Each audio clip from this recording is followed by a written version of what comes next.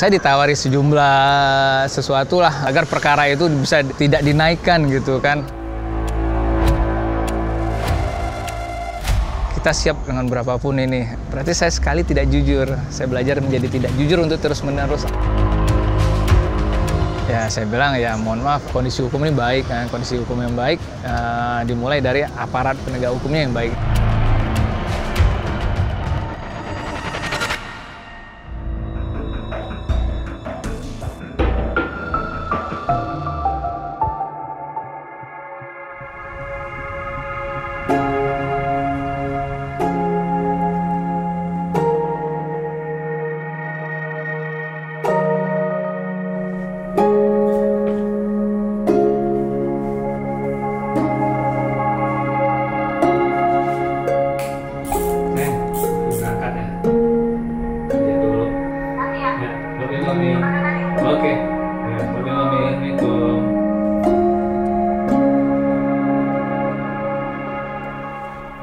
Nama saya Rian Palasi, jabatan koordinator yang ditempatkan pada bidang intelijen pada Kejaksaan Tinggi Jambi.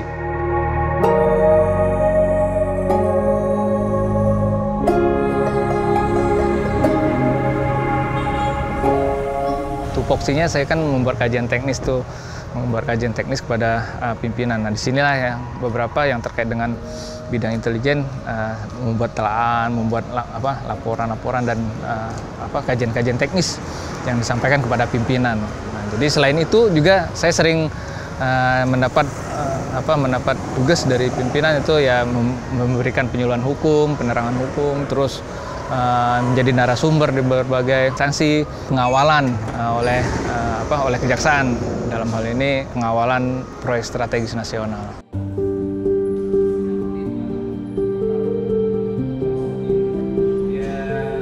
Memang posisi di tahun 99 saya masuk itu fakultas hukum. Di fakultas hukum itu saya melihat wah nanti arahnya kemana nih, dan jabatan jaksa itu kayaknya menarik nih, ada tantangannya tersendiri. Nah, kalau secara undang-undang si korban ini tidak ada yang melindungi kan. Nah, jadi undang-undang lah yang melindungi bahwa jaksa lah wakilnya dari si korban ini untuk beracara. Jadi kepentingan korban inilah yang kita melihatnya, paradigmanya pada saat itu, wah ini harus dibela nih. Nah, saya melihat bahwa penegakan hukum yang dilakukan oleh jaksa itu sangat menarik, gimana dia membuktikan suatu kesalahan seseorang itu dan untuk melindungi korban, itu yang menurut saya waktu itu sangat menarik di situ. Ada simulasi sidang pada saat kuliah dulu, ya saya coba ambil peran jaksa nih, bagaimana nih mengilhami, merasakan bagaimana nih jadi jaksa nih. Itulah saya coba mendaftar dan alhamdulillah diterima di kejaksaan.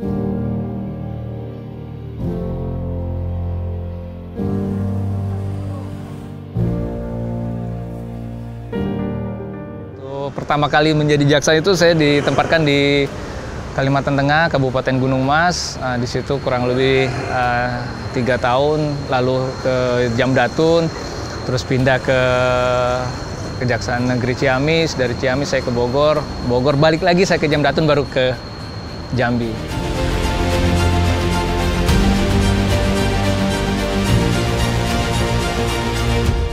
Saat saya pertama penempatan itu ya harus bisa semuanya. Jadi saya menangani pidana khusus, pisus, korupsi, terus juga pidana umum, dan juga pada saat itu juga ikut menangani penanganan perkara perdata. Jadi pada saat di Gunung Mas seperti itu. Nah, pada saat saya pindah ke Jamdatun, penanganan perkara perdata dan tun yang banyak saya tangani.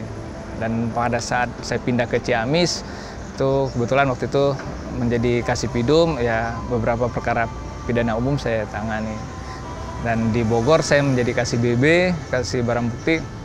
Di situ ya mengelola barang bukti lah, ya, dari dari barang bukti dan perkara tindak pidana khusus maupun tindak pidana umum. Selanjutnya balik lagi ke Jamdatun. Nah, balik lagi Jamdatun ya balik lagi saya menangani penanganan perkara perdata dan tun, dan juga ada pendampingan dan membuat pendapat hukum di situ. Dan akhirnya saya mendapat amanah di Jambi jadi koordinator.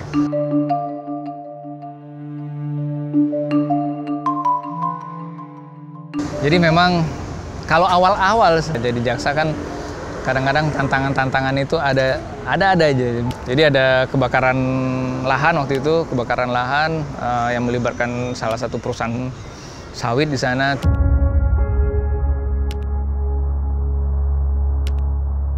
Ya, karena kita menangani suatu perusahaan ya memang di situ banyak gejolaknya ya menurut saya pada saat itu. Tapi ya karena pada saat itu Kalimantan Tengah itu terutama di Palangkaraya, Pak, bandaranya itu berapa kali kita penerbangannya tertunda gara-gara asap akibat kebakaran lahan. Kedua, banyak masyarakat yang mengalami terganggu aktivitasnya dari sekolah, terus juga dengan kondisi yang terganggu pernapasannya. Nah, itu yang menurut saya ini tidak bisa kita tanpa kita membantu di situ. Nah, gitu. Jadi ya udahlah. Saya rasa saya bisa, saya malah yakin saya harus bisa membuktikan ini. Akhirnya ya dengan bismillah terus dukungan dari pimpinan akhirnya dapat kita buktikan untuk penanganan perkara. Walaupun adalah sedikit godaan-godaan itu ya alhamdulillah bisa dilewati gitu.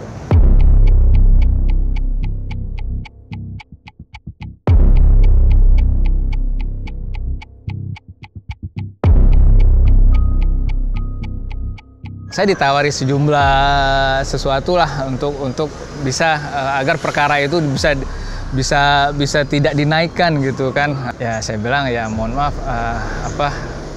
banyak kerugian di sini dan saya harus melaksanakan ini karena amanah saya sudah diberikan untuk menangani penanganan perkara ini.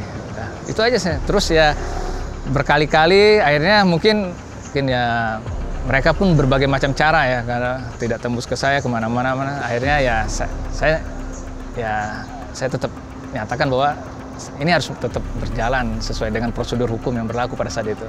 Dan pimpinan juga mendukung pada saat itu.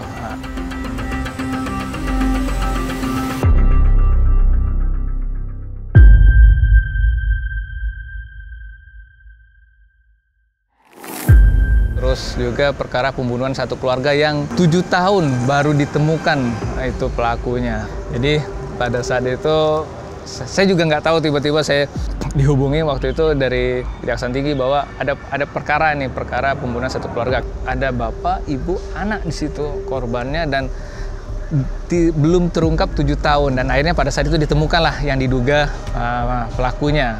Pada saat itu diduga pelakunya. Ya akhirnya dengan melakukan penelitian berkas, terus kita yakin bahwa itu pelakunya, terus kita sidang. Menjadi tantangan tersendiri nih waktu sidang ya untuk membuktikan bahwa benar itu pelaku, jangan sampai kita salah juga kan, karena waktu sudah lama itu.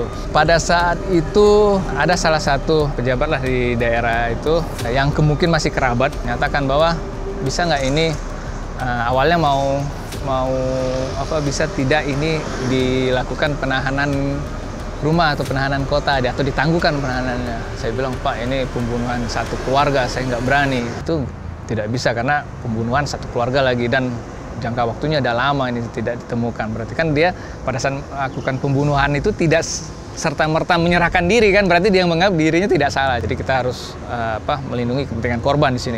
Dengan bantuan pimpinan terus ya saya bismillah aja lah. Saya anggap sih kalau memang ini udah niatnya benar dan apa yang kita lakukan ini benar, saya yakin ini bisa teratasi kondisi seperti itu. Akhirnya kita lakukan persidangan dan alhamdulillah itu terbukti. Jadi tuntutannya hukuman mati dan majelis hakim sependapat sama kita itu hukuman mati. Terus sekitar tahun 2021 atau 22 awal deh. Jadi pada saat itu ada permohonan pendampingan dan yang dimohonkan itu terkait dari Kementerian Kominfo. Yang menurut mereka ini harus segera dilaksanakan. Nah, pada saat itu kita tim menyampaikan bahwa aturannya tidak ada itu dengan nilai sejumlah itu dan langsung menunjuk suatu merek tertentu, itu menurut saya itu sangat ya tidak ada aturannya. Mungkin pada saat itu kurang diterima lah masukan itu, akhirnya berjalan waktu, tidak ada tindak lanjutnya, dianggap itu ditutup, ya kita tutup tuh penanganan perkara. Enggak, lambat laun waktu kita dengar ada permasalahan itu. Menteri Komunikasi dan Informatika nonaktif Johnny G. Plate didakwa menerima uang miliaran rupiah terkait kasus dugaan korupsi. Saya yakin bahwa kalau yang kita sampaikan ini benar, nanti dampaknya akan baik ini. Kalau memang saya anggap itu tidak benar, ya saya anggap berarti ke depannya ini tidak baik. Kejujuran itu, disiplin itu kunci utama untuk seluruh hal. Jadi dari awal, dari kecil memang sudah ditanam seperti itu. Jadi dalam setiap pelaksanaan tugas, dari awal saya melaksanakan tugas selalu saya berusaha jujur. Kalau ini bisa saya kerjakan dengan baik, dan saya sampaikan kepada pimpinan bahwa ini bisa saya laksanakan dengan waktu sekian. Nah, itu terus dengan disiplin bisa melaksanakan itu, mudah-mudahan dalam setiap apapun tugas kita, apapun juga dengan kewajiban kita, pelaksanaan itu kita bisa melaksanakan itu dengan baik. Nah, jadi kejujuran dimixkan dengan disiplin, saya yakin bahwa itu membawa integritas dalam diri kita.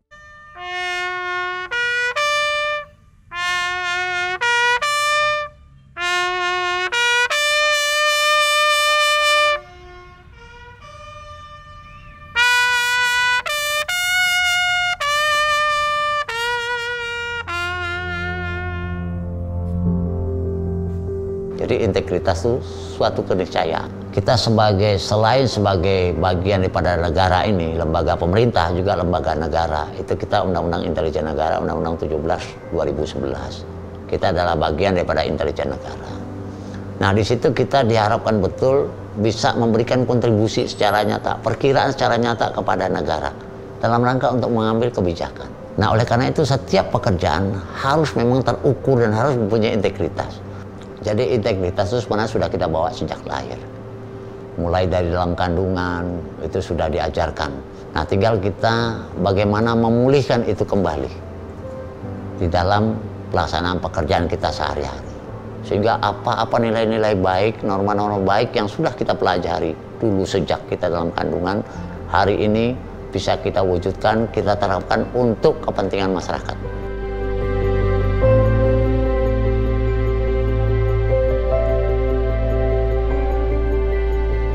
Pak Jaksa Agung selalu berpesan bahwa penegakan hukum harus berhati nurani dan bermartabat.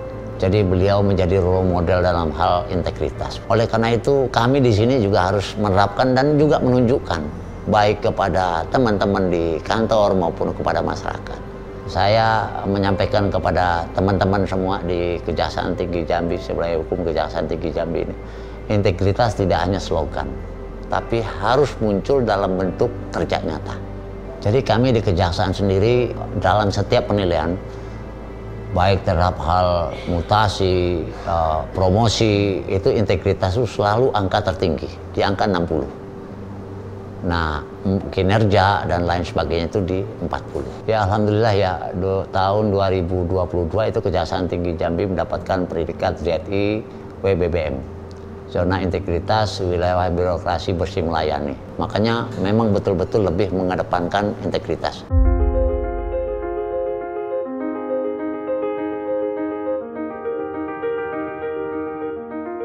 Jadi saya selama 1 tahun 4 bulan ada di tempat ini, saya melihat bahwa yang bersangkutan Pak Dr. Dian Palasi itu seorang pekerja keras. Kemudian yang bersangkutan selalu mampu untuk mewujudkan kinerjanya secara nyata. Jadi kalau diberikan pelaksanaan tugas gitu, misalnya kita berikan batas waktu untuk berapa hari sesuai dengan SOP yang ada, itu selalu senantiasa selesai tepat waktu. Terutama fungsi untuk melaksanakan analisis terhadap bidang intelijen sendiri. Harus memang terukur dan harus mempunyai integritas. Sehingga kalau kita tidak punya integritas dalam membuat suatu analisa, nah, analisa yang kita sampaikan kepada pimpinan ini, kemudian kepada user, dalam hal ini usernya adalah presiden. Jadi kebijakan penegakan hukum itu nanti bisa menjadi salah. Makanya betul-betul integritas itu harus diutamakan yang paling tinggi. Sehingga kebijakan hukum dari pemerintah tidak berpihak kepada satu orang pun, tapi adalah untuk kepentingan umum.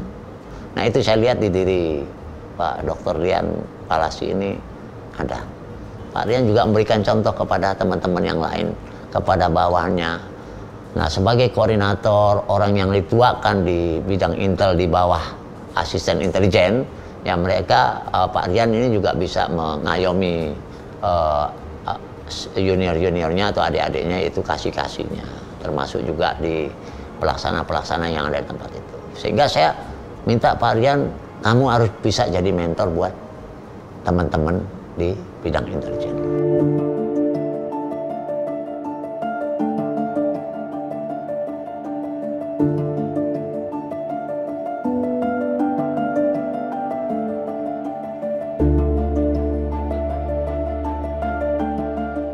Kalau Pak Rian itu dia jadi sebelum dia membuat hipotesis ya, membuat sebuah analisis ya, dia melihat dari kedudukan fakta-fakta yang ada di sekelilingnya. Apa sih yang terjadi? Ketika sudah melihat apa yang terjadi, berarti itu ada problem. Berarti ada gap problem di situ. Yang kalau disandingkan dengan yang seyogyanya, kemudian dia membahas ya, berarti ada gap problem di sini dengan yang seyogyanya di sini. Kemudian baru dia menghasilkan sebuah analisis. Kalau untuk menyelesaikan problem ini, yang seharusnya seperti ini, outputnya ini loh.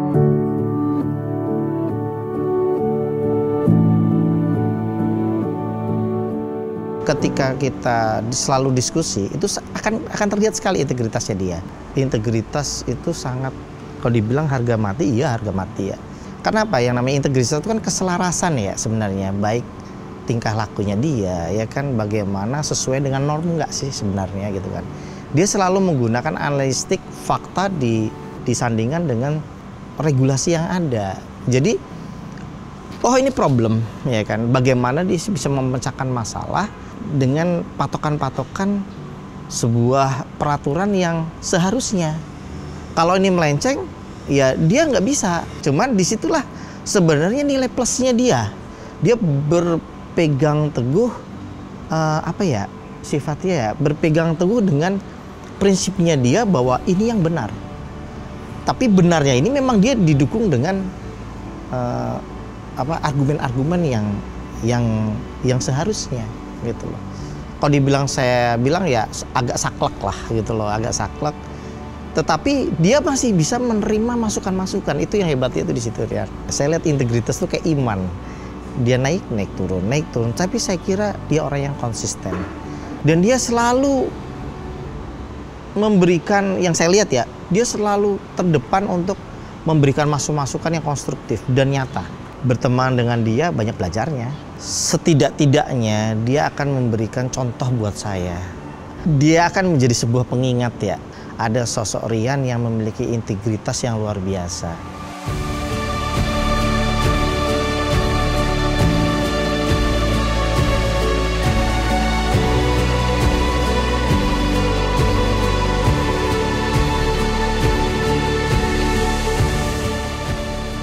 Pak Rian sosok yang bisa menjadi panutan ya, maksudnya ada Perdata Kejaksaan Agung Republik Indonesia.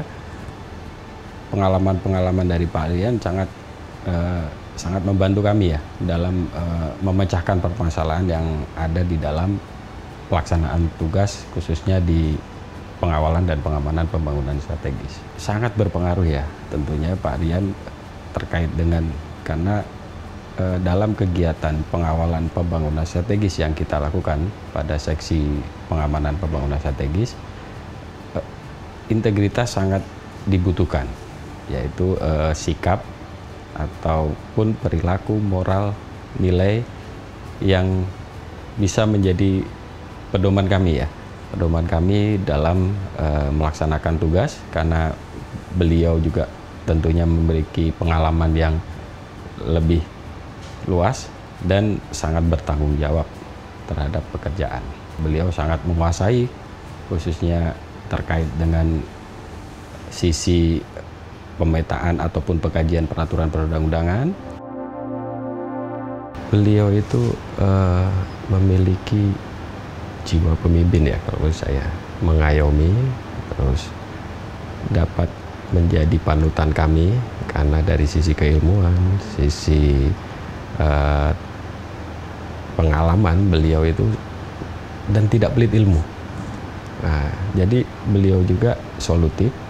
Jadi pada saat kita butuh diskusi ataupun terdapat kendala, hambatan ataupun permasalahan, dengan diskusi ataupun rapat koordinasi dengan beliau bersama tim, beliau dapat membantu memecahkan permasalahan-permasalahan yang ada dalam pelaksanaan tugas ini. Realitanya Pak Rian intinya selalu gini, jadi lebih kita mengedepankan profesionalitas, integritas, karena memang terkait dengan isu-isu strategis ya.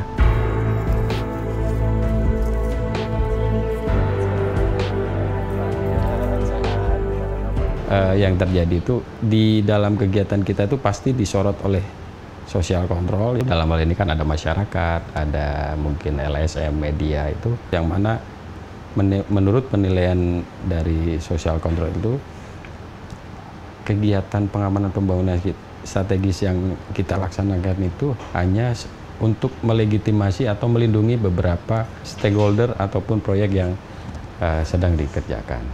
Makanya untuk menepis ya isu-isu strategis yang selalu dilontarkan oleh sosial kontrol, Pak Rian selalu monitoring, evaluasi, dan selalu mengarahkan, mengkoordinir para tim yang terdiri dari para jaksa yang ada di bidang intelijen.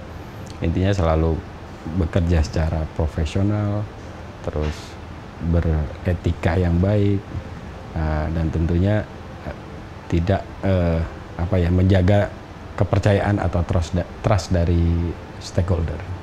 Stakeholder dari pengamanan pembangunan strategis di sini ada kementerian, lembaga, pemerintah daerah, BUMN dan BUMD. Nah, kita alhamdulillah trust dari mereka, dan akhirnya penyelenggaraan pembangunan strategis yang ada di Provinsi Jambi dapat terselenggara dengan baik.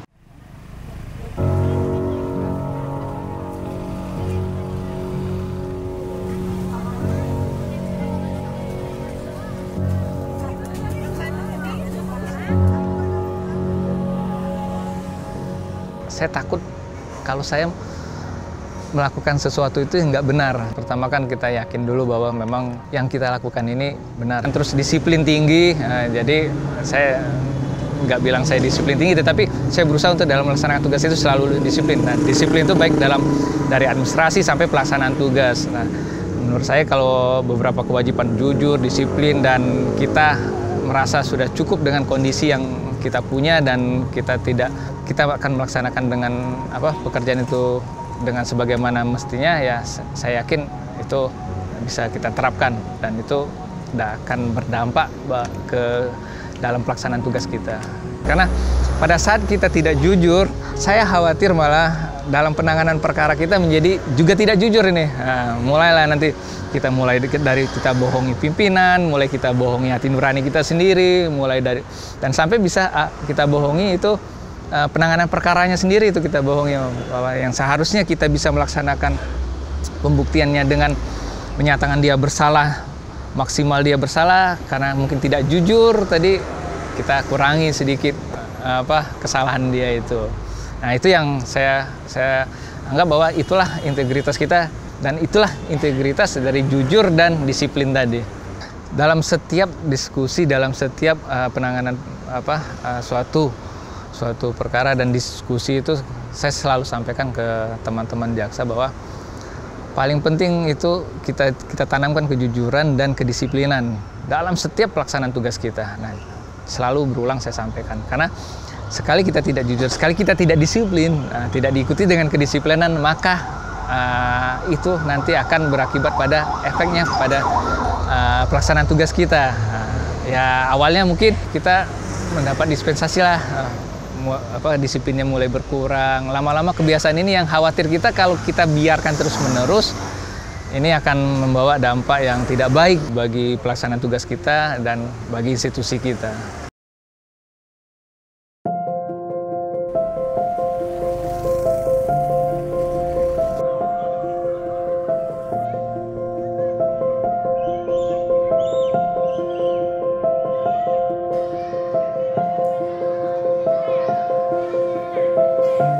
Saya saya yakin masyarakat kan sangat berharap nih bahwa kondisi hukum ini baik, kan? Kondisi hukum yang baik dimulai dari aparat penegak hukumnya yang baik. Jadi dengan aparat penegak hukum yang baik bisa menyampaikan nih, bisa memberi pesan nih ke masyarakat bahwa kita melakukan hal baik ini untuk masyarakat. Sebenarnya kan kita memberikan penerangan hukum itu agar masyarakat itu tidak menyalahgunakan, kan, tidak melawan hukum, tidak melakukan perbuatan yang melawan hukum. Jadi memang kadang-kadang kan pada saat kita menyampaikan itu saya lebih nyaman bukan karena saya bilang saya jujur, tapi setidak-tidaknya apa yang saya bisa ngomong kayak gini ya karena saya kayak gini nih. Jadi kalau sewaktu-waktu saya ditanya balik nih sama siswa atau lagi misal di masyarakat nih, kalian tidak boleh menggunakan melakukan judi online ini nanti dampaknya begini. Wah, ya kalau saya ditanya balik, Bapak pernah judi online? Ya saya bilang saya nggak pernah, jadi enak kan, dan perasaan saya lebih enak nih, lebih ngalir nih kan gitu.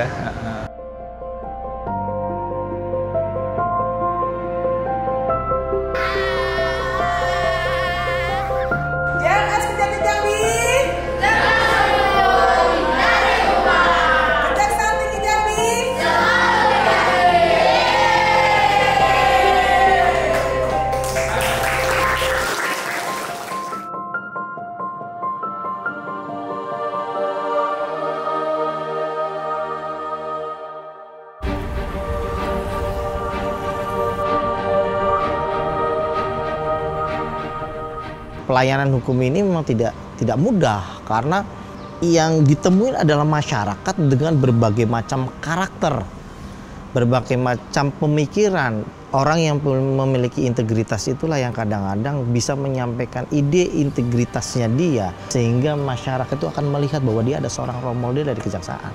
Sehingga dibutuhkan orang-orang yang Pak Rian yang memiliki integritas menyampaikan pekerjaan-pekerjaan tusi oleh kejaksaan yang dapat diterima oleh masyarakat, sehingga masyarakat melek hukum katanya orang. Jadi kalau orang bilang melek hukum itu nggak cuma sadar terhadap hukum, tapi sadar konsekuensinya terkait dengan hukum tersebut, tidak dimanipulatif, benar pemahamannya.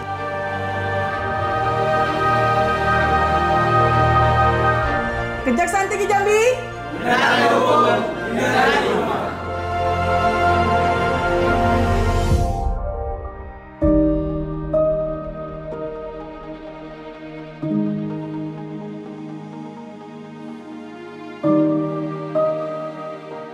Ya, semoga akan muncul rian-rian lain di kejaksaan di belakang hari yang mempunyai integritas yang luar biasa, sehingga bisa membawa dampak tingginya kepercayaan publik kepada kejaksaan. Kemudian saya juga berharap kepada Pak Rian sendiri, ke depan jangan jumawa, teruslah meningkatkan, memulihkan integritas dalam wujud nyata kepada masyarakat, khususnya masyarakat Indonesia.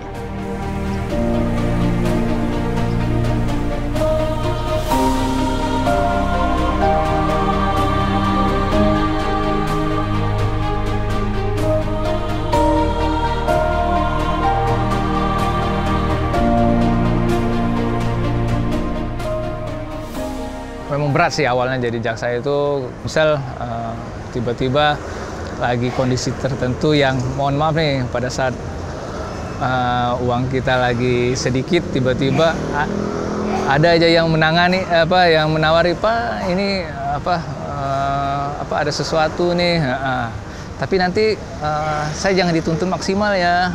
Tapi di situ yang kadang-kadang ini ambil atau enggak kan. Cuman kalau saya mikir, kalau sekali saya lakukan dan lama-lama itu akhirnya menjadi kebiasaan, berarti saya sekali tidak jujur. Saya belajar menjadi tidak jujur untuk terus-menerus. Nah, jadi ya saya balik lagi sih, yang ngadunya saya sama Allah, saya ngadu. Ya kalau saya lagi ada kesusahan, ya mudah-mudahan di situ ada jalannya. Ya selalu saya minta pada Allah Tuhan Yang Maha Esa bahwa mudah-mudahan dalam setiap pelaksanaan tugas saya ini dapat berjalan dengan baik gitu aja. Ya. Jadi kalau saya bisa berhasil nih melaksanakan tugas saya, untuk saya saya bisa menunaikannya itu, ya saya anggap itu bagian dari ibadah saya. Misal saya berhasil nih melindungi hak-hak korban ini dengan melakukan penuntutan yang memang sebagaimana mestinya, ya saya yakin itu bagian dari ibadah. Jadi ya akhirnya saya tenang.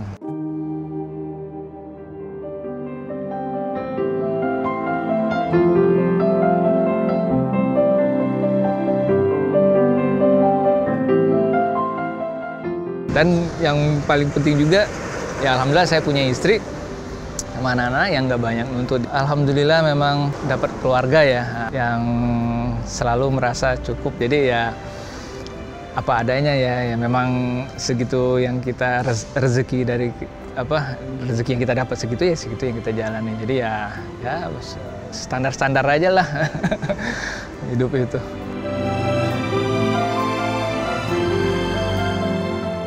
Karena menjadi tolak ukur sih. Kalau kita tidak punya integritas, kasihan masyarakat. Kita sebagai pelayan masyarakat. Apa yang kita berikan kepada masyarakat. Jadi bukan masyarakat yang melayani kita, tapi kita yang melayani masyarakat. Nah, kita harus bisa melayani masyarakat dengan sesuai dengan nilai-nilai luhur, nilai-nilai baik, kemudian juga bermanfaat buat masyarakat tersebut. Tapi kalau kita tidak berintegritas, maka akan cenderung untuk mencederai kepercayaan masyarakat kepada institusi.